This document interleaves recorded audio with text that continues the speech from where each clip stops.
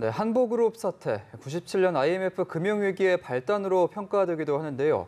해외 도피 21년 만에 한보그룹 넷째 아들이 국내로 송환됐습니다. 이렇게 정 씨가 검거되면서 역시 10여 년째 해외 도피 중인 아버지 정태수 전 회장의 행방도 확인될지 관심이 쏠립니다. 최단비 변호사와 함께 관련 얘기 나눠보겠습니다.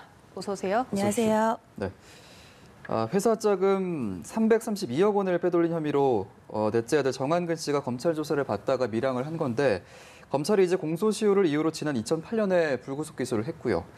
일단 지금 신병이 확보된 만큼 재판이 좀 어떻게 진행이 될지 궁금한데 21년 좀 지난 사안이니만큼 과연 그때 그 과거 행적을 좀 제대로 밝힐 수 있을지 이 부분이 좀 의문입니다. 네, 말씀하신 바와 같이 정태수 전 회장의 넷째 아들이죠. 정한근 씨 같은 경우에는 1997년에 이 한보의 자회사인 동아시아가스 자금을 본인이 새로 설립한 회사에다가 빼돌린, 즉 해외 회사에다가 빼돌린 혐의로 한 차례 검찰 조사를 받았었습니다. 예. 한 차례 검찰 조사를 받다가 갑자기 해외로 도피를 했죠. 도피를 하고 지금 21년 만에 국내로 송환이 된 것인데요.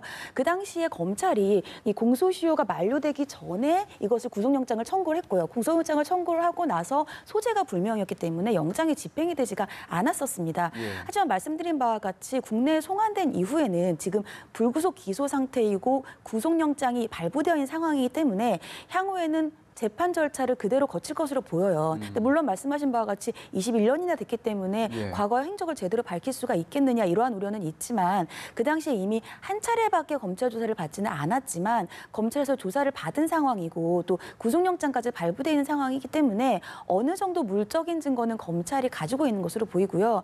물론 인적 증거인 참고인이라든지 증인들 같은 경우에는 굉장히 오래된 시간이기 때문에 기억들이 조금은 약해졌을 수는 있겠지만 물적인 증거가 확보되어 있다라고 한다면 21년이 지난 현재라고 하더라도 재판 절차라든지 수사 과정에서 크게 어려움은 없을 것으로 보입니다. 예. 네. 일단은 묵묵부답으로 일관하고 있습니다. 하지만 말씀하셨듯이 21년 동안 해외 도피 생활을 했었기 때문에 좀 심경의 변화가 있을 수 있을까요? 일단 21년 동안 해외 도피 생활을 하고 국내로 송환이 됐기 때문에 굉장히 심리적으로 압박을 받을 수밖에 없습니다. 근데 네. 지금 현재 이 정한근 씨의 국내 송환도 굉장히 중요한 요소이지만 정태수 전 회장이 과연 어디에 있느냐 이것에 굉장히 많은 관심 집중이 되고 있어요. 그래서 예. 어제 이제 국내 송환을 할 때에도 많은 기자분들께서 정태수 회장이 어디 있느냐 이러한 것을 물어는 봤지만 정한근 씨는 묵묵부답을 했죠. 하지만 검찰 입장에서도 지금 현재 정한근 씨에 대한 여러 가지 혐의에 대한 수사뿐만이 아니라 과연 정태수 회장이 어디에 있는가, 즉 행방과 정태수 회장이 본인의 재산을 은닉한 곳이 있는지 이러한 것들에 대해서 집중적으로 수사를 할 것으로 보입니다. 이 정태수 회장 같은 경우에는 그 당시에 한보 사태와 관련되어서 징역형을 받고 나서 2002년에 사면 복권이 됐어요. 예. 사면 복권이 되고 나서 그 외 별건이죠. 본인이 이사장으로 있는 회사의 학교에 대학 교비 72억 원을 횡령한 혐의로 1심 재판을 받다가 1심에서는 이제 3년형이 확정이 됐습니다. 3년형이 선고가 됐습니다. 근데 2심에서 재판 중에 법원 허가를 받고 지병을 치료해야겠다라고 일본으로 출국한 이후에 돌아오지 않았어요. 그래서 지금 현재 한 12년 정도 행방이 묘연한 상태인데요. 만약에 생존해 있다면 지금 96세입니다. 네. 그런데 아들이 모르기는 좀 어렵지 않겠습니까? 둘 다 해외로 도피한 상황이긴 하지만 아무래도 아들은 알 수 있을 것이다. 그래서 정태수 회장의 행방과 은닉 재산에 대해서 아무래도 수사가 초점을 맞추지 않을까 이렇게 보입니다. 예. 지금 세금 체납 문제도 있는데 정태수 전 회장 같은 경우에 이제 2,225억 원의 국세를 체납해서 1위에 오르기도 네. 했고 아들 정한근 씨도 이제 294억 원을 체납한 상황인데 정태수 일가의 이 세금 체납 관련해서는 좀 환수가 가능한 부분인가요? 사실은 이 국세 체납 같은 경우에 환수가 어려운 부분이 환수를 하려면은 재산이 있어야 되는데 이 재산을 찾는 것이 어렵기 때문입니다. 근데 얼마 전에 정부에서 이런 고액 체납자들에 대해서 엄중히 환수를 하겠다라는 입장을 밝혔어요. 예. 그래서 예를 들자면 이제까지는 고액 체납자들에 대해서 감치 명령 같은 것들이 없었는데 1억 이상 체납자들은 감치 명령을 하겠다. 즉 한 달간 감옥에 가두겠다라는 예. 얘기이고요. 여기에 더해서 환수를 하려면 재산이 어디 있는지 찾아야 되는데 이 재산을 본인 명의가 아닌 다른 사람들 명의로 타의 명의로 하는 경우들이 많습니다. 그래서 배우자라든지 6촌 이내의 친척, 4촌 이내의 인척까지도 금융조회를 하겠다라고 하고 있어요. 여기에 더해서 정태수 회장이나 정한근 씨 같은 경우에는 국내의 은닉재산 이외에 해외에도 은닉재산이 있을 수가 있어요. 그렇기 때문에 해외 은닉재산의 합동조사단 같은 것도 지금 꾸려서 마련하고 있거든요. 있거든요. 이러한 여러 가지 것들을 했을 때에는 최대한 어디에 재산이 있는지 여부를 파악하는 것이 환수 가능성을 높일 수 있는 방법입니다. 네, 이제 다음 주제로 넘어가 보겠습니다. 제2의 윤창호법이 이제 모레 25일부터 시행이 됩니다. 이제 술 한 잔만 먹어도 음주 단속에 걸린다고요? 네, 맞습니다. 제2의 윤창호법이라고 하죠. 이 도로교통법상의 음주 단속 기준을 강화하는 법이 25일부터 시행이 되는데요. 예. 말씀하신 것처럼 기존에는 이 정지가 0.05 그리고 취소가 0.1의 혈중 알코올 농도였는데 이것이 강화가 됩니다. 그래서 네. 25일부터는 정지면 0.03 그리고 취소는 0.08인 경우부터 적용이 되는데요. 이 기준은 술 한 잔만 마셨을 때부터도 정지의 단속이 된다는 것이에요. 예. 거기에다가 25일부터 시행이 돼서 이 경찰이 집중 단속을 하겠다라고 했습니다. 그래서 25일부터 2달간 뭐 식당가 아니면 자동차 전용 도로 진출입로에서 집중 단속을 한다라고 하니까 술 한 잔만 마셔도 운전대를 잡지 않고 또 다음 날 숙취에도 단속이 될 수 있다라고 하니까 다음 날도 음주운전과 관련된 것들을 주의하셔야겠습니다.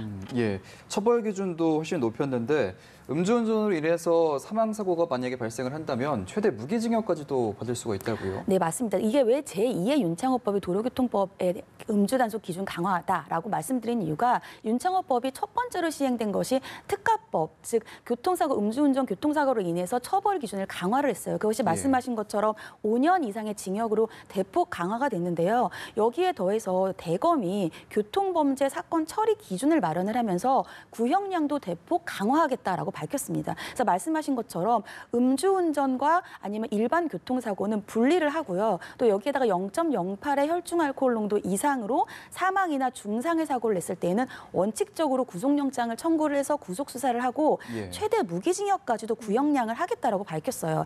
여기에 더해서 음주 뺑소니 사고 같은 경우에도 원칙적으로 구속영장을 청구하겠다. 이렇게 구형량을 대폭 강화했습니다. 예. 네, 이렇게 형량이 훨씬 강화가 된 건데 이미 제2의 윤창호법이 시행되기 전 윤창호법이 시행되고 나서 통계를 작성해 보니까 실제로 음주운전 사망 건수나 이런 적발 건수가 훨씬 줄었다고요? 네, 맞습니다. 윤창호법이 시행되고 나서 경찰청의 통계에 따르면 음주에 대한 적발, 또 사고, 사망 모두가 대폭 감소가 됐습니다. 그래서 말씀하신 것처럼 적발 건은 1월에서 5월에 전년도 대비해서 27.3%가 줄었고요. 음주 사고는 34%가 줄었고 음주로 인한 사망은 64명으로 전년도 대비 31%나 줄었어요. 그래서 윤창호 씨의 친구들, 윤창호법의 입법을 최대한 발의를 도왔던 친구들 같은 경우에는 그 당시에 인식이 너무 강했기 때문에 윤창호법으로 인해서 과연 어느 정도 바뀔까 많은 우려가 있었지만 통계를 봤더니 많이 바뀐 것을 봤다. 하지만 여전히 아직까지도 높은 수치이기 때문에 음주운전 자체가 없어질 때까지 최대한 노력을 하겠다 이렇게 밝혔습니다. 예, 알겠습니다. 이제 다음은 고유정 사건 관련 내용인데요. 일단 지금까지 전 남편 강모 씨의 시신 이 유해로 추정되는 뼈가 4차례 정도 나왔는데 아직까지 이제 사건 발생 한 달이 다 되도록 발견되지 않고 있습니다. 혹여나 이제 좀 시신이 없는 살인 사건이 돼서 혐의 입증이 좀 어려워지는 것 아니냐 이런 우려도 나오고 있거든요. 네, 경찰이 이 시신을 확보하기 위해서 최대한 노력하는 이유가 말씀하신 것처럼 재판 과정에서는 범행의 방법이 굉장히 중요합니다. 근데 시신이 없다라고 하면 과연 고유정이 어떠한 방식으로 범행을 저질렀는지에 대한 범행의 방법을 특정할 수가 없고요. 예. 여기에다가 만약에 고유정이 재판 과정에서 본인이 자백했던 것을 부인으로 번복을 한다라고 하면 재판에서 굉장히 상당히 난항을 겪을 수밖에 없어요. 그렇기 때문에 찾으려고 하는 건데 하지만 우려와는 달리 지금은 시신이 없다 뿐이지 여러 가지 증거들이 있습니다. 예를 들자면 범행 현장에서의 혈흔이라든지 아니면 피해자인 전 남편의 DNA가 있는 뭐 범죄 도구 같은 것들 증거품이 지금 한 89점 정도 있다라고 알려져 있어요. 그래서 이러한 것들이 있기 때문에 고유정이 유죄로 인정되기에는 좀 어려움은 없어 보입니다. 그렇군요. 네, 혈흔이나 범죄 도구 외에도 이 고유정이 이 살해 사건 관련해서 뭐 1000번을 검색해봤다 이런 이야기도 있거든요. 이것도 증거로 채택이 가능한가요? 네, 지금 알려진 바로는 고유정이 범행과 관련되어서 검색어만 500개, 예. 검색 횟수가 1000번 이상이 넘는다라고 하고 있어요. 여기에다가 이 검색을 했던 기간이 전 남편으로부터 면접 교섭권에서 패소한 날부터 본인이 체포된 날까지 집중적으로 되어 있거든요. 근데 예전에 한 2015년도에 세입자가 본인의 집에 있었던 집주인을 살해했는데 이 살해했을 때의 시체 훼손이 너무 심해서 사실상 시신이 없는 살인이었던 사건이 하나 있었습니다. 근데 이때에도 이 범죄자가 골절기라든지 아니면 인체 해부도 이런 내용들을 검색한 것이 있었고요. 결국 이와 관련된 물건도 구입했던 것이 있어요. 고유정 사건과 굉장히 유사하죠. 이때의 법원이 사실상의 시신은 없지만 살인의 혐의를 입증하기에는 어려움이 없다라고 하면서 무기징역을 선고한 바가 있습니다. 그렇기 예. 때문에 이러한 유사한 전례를 봤을 때 고유정의 이러한 인터넷 검색도 간접 증거로 활용될 수 있습니다. 예, 일단 뭐 증거는 충분한 상황이고 본인은 이제 우발적 범행을 얘기를 하고 있고 계속 검찰 수사에 협조를 안 하고 있는데 이 부분은 좀 어떤 영향을 줄까요? 고유정이 검찰 수사에 굉장히 비협조적이라고 알려져 있고요. 예. 거짓말 탐지기 조사를 하자고 했더니 이것도 거부를 했다라고 합니다. 근데 거짓말 탐지기는 설사 뭐 이것이 진실, 거짓 이런 반응이 나온다 하더라도